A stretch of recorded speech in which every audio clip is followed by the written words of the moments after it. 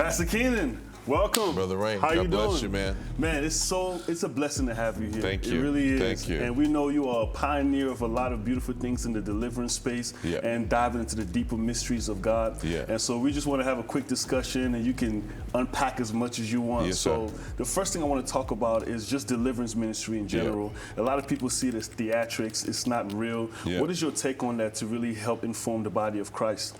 Well, I think it's important for people to understand if Jesus is the pattern of ministry, we have to look at what Jesus did. That's good. A third of his ministry was casting out demonic spirits. Yeah. In fact, in Mark 16, he says, this will be one of the signs that you're a believer. So deliverance in the first century was something available to every believer in Yeshua. Yeah. And so it's a sign that the kingdom has come. When the kingdom manifests, one of the signs that the kingdom is manifest is that it drives out demonic powers, or it drives out dark powers. So this is not something that's supposed to be theatrical or sensational. It's supposed to be a bedrock of Christian ministry.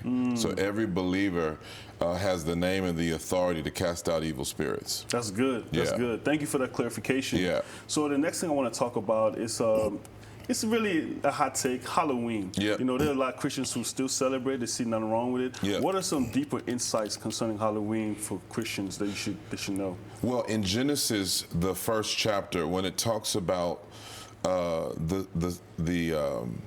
sun and the moon, and it says it's for times and seasons. In the original Hebrew, it literally means feast days. So when we look at seasons or feast are basically spiritual portals. You know, so when you look at Halloween is not a day, it's a season. You know, it's All Hallows Eve, and it's basically a celebration of a particular period of demonic activity. And so it's not just dressing up like Freddy Krueger or, you know, putting pumpkins on your front door and stuff like that. It's really an opportunity, especially in the Wiccan world. That's their holiest time of the year. And so basically we have to be careful during that time not to partner with the devil. You know, it's one thing for the enemy to try to attack you. It's another thing to let him in. You know what I mean? That's a good point. And when you're unlocking your door and opening the door, you're basically inviting in things into your home and into your families that you may not want to invite in. That's good. That's good. Thank you for that. So even on the topic of Halloween, you know, that kind of coincides with witchcraft. And so some people, you know, they think like, you know, like blatant witchcraft, people voodoo, all those things. But what is some modern day witchcraft that is taking place in society that people don't know, like it's witchcraft? Yeah, so, well, Paul talks about it in Galatians 3. He says, who hath bewitched you? And in Galatians 5, he uses the term witchcraft, which is, in the Greek, is the word pharmakia. It means an illicit drug. It means an intoxicant. So it could be, you know, people, we see the heroin epidemic in America. We see people involving themselves in all kinds of drugs. You know, these are portals into witchcraft. But also the word witchcraft implies manipulation and control. Yes. You know, when people try to dominate the will of another person, when people gaslight, when they, invoke all kinds of evil through manipulation or seduction, that's all a form of witchcraft. Absolutely. And so you can see it in the media, you know, manipulative media is a form of witchcraft. Wow. Witchcraft in relationships, you know, witchcraft in the church. You know, it could be a pastor that is utilizing manipulation to deceive the congregation, manipulate the congregation. That's a form of witchcraft as well. That's good. That's good. Thank you for that. Yes, sir. Even just talking about that element of relationships and witchcraft, I see a lot of like soul ties happening in a lot. So can you dive a little bit deeper into why is it so hard for Christians some people to really stay pure? Like, what's up with the soul ties and witchcraft and things like that? That's a very good question, and I'm glad you asked that question, because, you know, upon deeper research, you find in Ephesians 1, you know, 1 Corinthians chapter 5 through 7, you see this conversation around fornication. That's the first time you see that word in 1 Corinthians 5. Paul talks about flee fornication. And actually, Brother Rain, it's interesting because that word is not just sexual immorality. You know, that's often taught from pulpits, you know, we need to run away from sexual immorality, and we do. But Paul was actually making a reference to something that was very well known at the time. You know, in Corinth, they had a temple to Aphrodite, who was the goddess of love.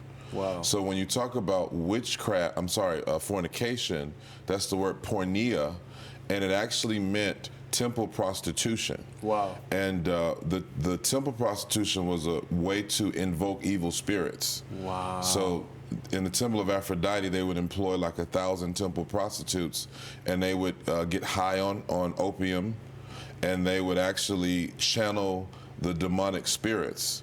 So when you engage in fornication, it was also an engagement of witchcraft as well. Wow. And idol worship. You see it in Revelation chapter 2 when it talks about Jezebel. What does it say? She teaches and seduces my servants to commit fornication and eat things offered to idols. So when people are engaging in fornication, they are actually engaging in a form of idolatry. Wow. That can open them up to all kinds of evil spirits. Not just evil spirits that you contend with, but when you have a soul tie, you actually open the door to whatever spirit is on that person. Facts. And so that fornication becomes a bridge into whatever they're wrestling with. Yeah. So you know, a young lady, she'll fornicate, and now she's dealing with depression. She never dealt with it before, but her partner was dealing with that. You know, or multiple partners were dealing with that. And so that's why I think a lot of people have a stronghold in that area. You know, that's crazy, because my next question was going to talk about how demons operate, but you just laid it you just kind of laid it all right there. Yeah. I appreciate that. Yeah. So, I mean, just to kind of round things up a little bit, you talk a lot about end-time deception. Yes. You know, so can you dive in a little bit deeper to those who don't even understand what that word deception means? Yeah, man. You know, 2 Thessalonians lays it out so clearly when Paul says, you know, because people won't receive the love of the truth, that they will experience delusion. Yeah. You know, and deception is interesting. So there's two levels. Deception means that you believe something that's actually a lie. Yeah. Delusion means the lie becomes your reality. And so deception is the gateway into delusion. And unfortunately, we live in a time where deception has become so normal. I mean, politicians will get up and just tell a blatant lie, and everybody's like, wow, you know, and there's no facts at all. In fact, we have evidence to prove that everything they're saying is a lie. Yeah. But people believe it because I think there's a spiritual element that we have to reckon with. Yeah. It's not just that they're deceiving people, but they're operating in a spirit of deception. Wow, that's and good. So they're casting this deceptive spell over people. That's good. And people are literally, man, they're delusional. Yeah, you know, and that's why, because this spirit is so ingrained in the culture. It's not just an individual sin. It's a spirit that's in the culture. Yeah. And that's why deception is so strong now. That's good. It's like it's atmospheric. Yeah, it's in the atmosphere. Yeah, and it's that's why, you know, if you challenge someone, right, and you say, why do you think that way?